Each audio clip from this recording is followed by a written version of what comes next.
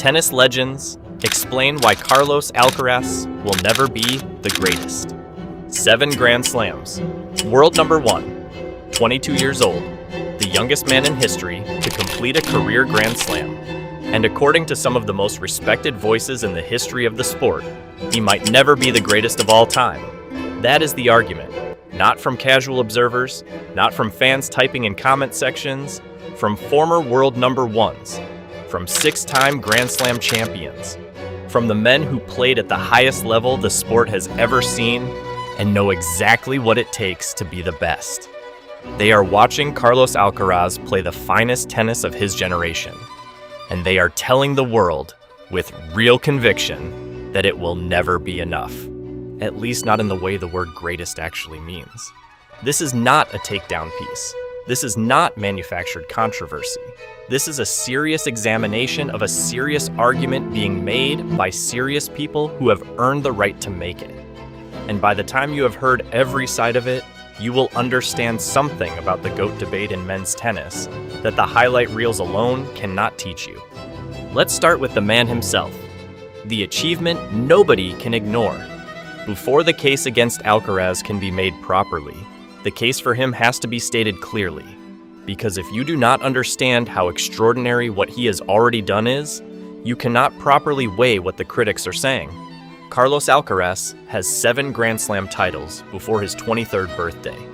He is the youngest man to win the career Grand Slam in history.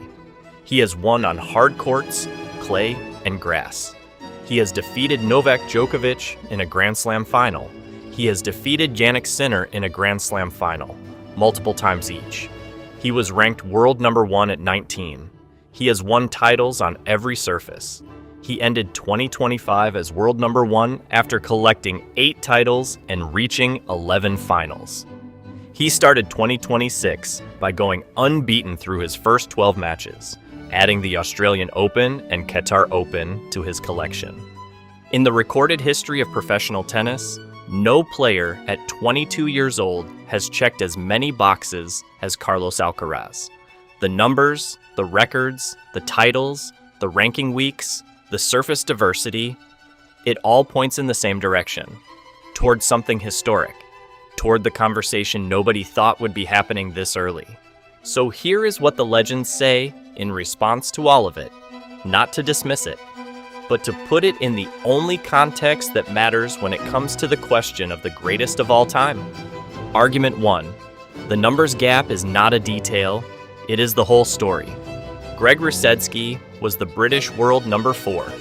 He reached the US Open final in 1997. He has spent years watching, commentating, and analyzing professional tennis from the inside. And when the debate about Alcaraz and the GOAT was sparked by coach Patrick Mouratoglou placing Sinner and Alcaraz above the big 3, Rusedski was having none of it. On his podcast Off-Court Cuts, he did not soften the verdict. In my opinion, it's ridiculous, Rusedski said. He has won 7 Grand Slams. He's on the right track, but you need an impressive record to reach 20 titles. Djokovic has 24, Nadal 22, and Federer 20. Those are considerable distances. And then he went further, because the math required it. He would have to win all Grand Slams this year to reach 10. And even if he reaches 10 Grand Slams this year, it would still take him 2.5 years to win them all and reach 20. So it is a bit premature to put him in the GOAT debate right now. You have to define yourself by something. The numbers, longevity, the era you played in. Pause on that for a moment. Even the optimistic scenario, Alcaraz winning every Grand Slam in 2026, 4 of them, which has never been done in the Open era, would still leave him 13 titles short of Djokovic's record. Even the most favorable mathematics available to Carlos Alcaraz right now does not get him close to the number he needs to claim the conversation. And Rusedski's point is not that Alcaraz is unworthy, it is that words mean things. Greatness means something specific, and the word greatest, in the context of men's tennis, has a number attached to it that currently sits at 24. Alcaraz is at 7. In the history of sport, 17 is not a small gap. Argument 2. He doesn't have the competition Djokovic had. This is the argument that makes people uncomfortable because it is partly a compliment and partly a genuine structural problem. Novak Djokovic built his GOAT case in the hardest possible environment. He arrived on tour when Roger Federer was at the peak of his powers. He came of age while Rafael Nadal was winning 14 French Opens and multiple titles on other surfaces. For over a decade, Djokovic won 24 Grand Slams while competing against the second and third best players in the history of the sport simultaneously. Every title he won came with a gauntlet attached. Every final was against someone with a legitimate case to be called one of the best of all time. Carlos Alcaraz has Jannik's Sinner, one primary rival, one future all-time great who is chasing him from a year or two behind. And Sinner is extraordinary. The rivalry is real, fierce, and already producing some of the finest tennis ever played. But it is not Federer and Nadal. Not yet. Maybe not ever, depending on how both careers develop. Rusedski made this point explicitly when noting that Djokovic joined the circuit with Andy Murray when Federer and Nadal were dominating. He stood up against that generation and told them he was going to compete head-to-head with them, and for a decade, he dominated the sport. That context is not a minor footnote. It is the reason Djokovic's achievement is considered the standard. He did not just win, he won against the best that had ever played, repeatedly over 15 years. Alcaraz is winning against a field that, outside of Sinner, has not produced a player capable of consistently challenging the very top. Medvedev, Zverev, Tsitsipas. They are excellent players. They are not Federer and Nadal. When the GOAT conversation is built on the quality of the opposition as much as the quality of the champion, that distinction matters. Argument 3. Longevity is not a given. It is the test. Boris Becker won 6 Grand Slam titles. He was the world number 1. He knows what it means to be at the very top of the sport, and he has watched players arrive at that summit and stay there, and watched others fall away before they thought they would. At the Laureus Awards nominations event in Madrid, Becker was asked whether he sees Alcaraz as unbeatable. His answer was direct. "Well, nobody is unbeatable," Becker said. "We all have good days and bad days. It's clear Carlos is world number 1, but a year ago, we said the same about Jannik. That's the beauty of sport. You never know what can happen." That single sentence, "a year ago, we said the same about Jannik," carries an enormous amount of weight. 12 months ago, Jannik Sinner was the dominant force in men's tennis, the Australian Open champion, the world number 1, the man everyone was certain would hold that position for years. And then, 12 months happened, and Alcaraz overtook him.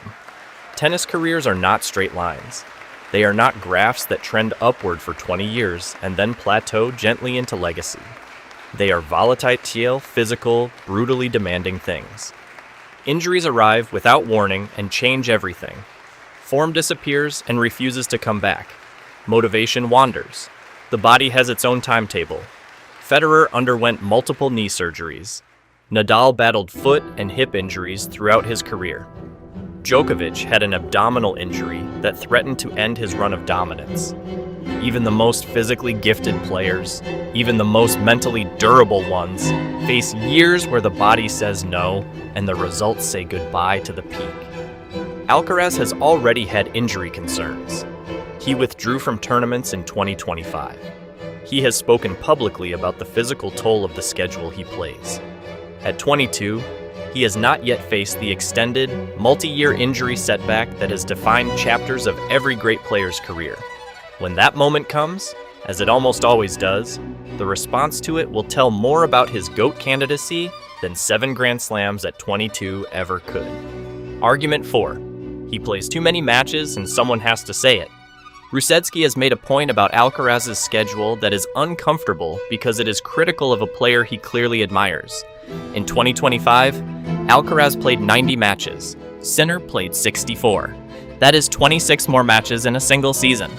At the highest level of professional tennis, against opponents who are trying to beat you in every single one. You look at one guy who I respect immensely for his scheduling, and it's Sinner, Rusedski said on his podcast.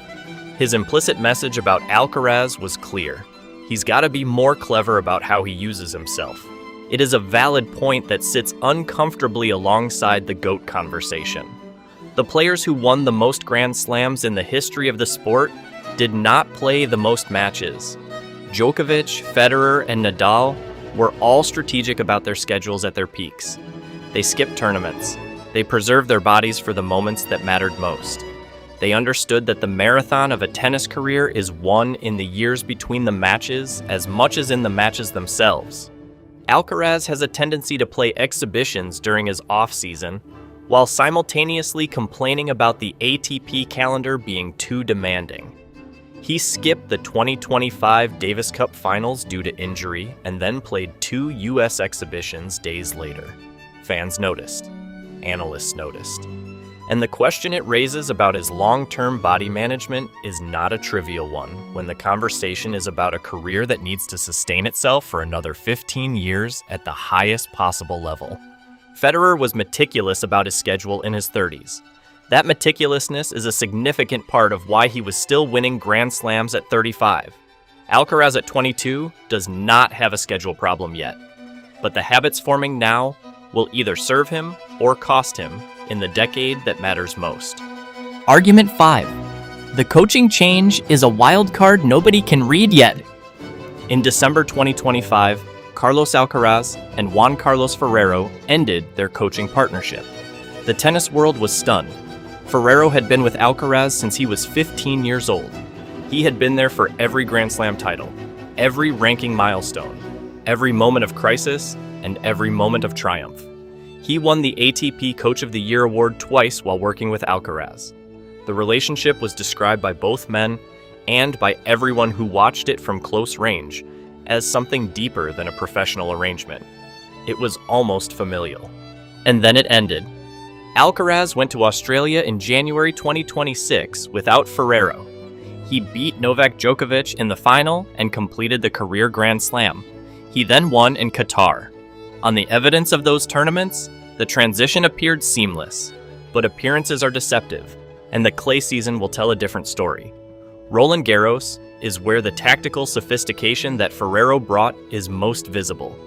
The point construction, the positioning, the specific clay court intelligence that Ferrero had at levels very few coaches in the world possess. When the red dirt comes, and when the 5-set battles of a Grand Slam fortnight start taking their toll, the absence of the man who knew Alcaraz better than any coach in the world will be felt in ways that hardcourt dominance can mask. Boris Becker acknowledged this element of the story carefully when discussing Alcaraz's coaching situation. He noted that while Alcaraz is clearly the world's best player, the unpredictability of sport means nothing can be taken for granted. The coaching change is the largest unresolved variable in the entire Alcaraz story. It might mean nothing, it might mean everything. Argument 6, the shadow of Rafael Nadal is not a blessing. Boris Becker made a point about Alcaraz and the pressure of following Rafael Nadal that deserves far more attention than it typically receives. That's a very hard pressure to carry, Becker said, because there's only one Rafa and there will only ever be one. Carlos has more natural talent, but the heart Rafa had, no other athlete in history has had or will have that. Read that again. Boris Becker, a 6-time Grand Slam champion who played against the greatest players of his era, is saying that no athlete in history has had the competitive heart of Rafael Nadal. Not Djokovic, not Federer, not Jordan, not anyone. And Carlos Alcaraz is being measured against it. The Spanish public and Spanish sporting media have expectations of Alcaraz that are shaped entirely by what Nadal did. 22 Roland Garros finals.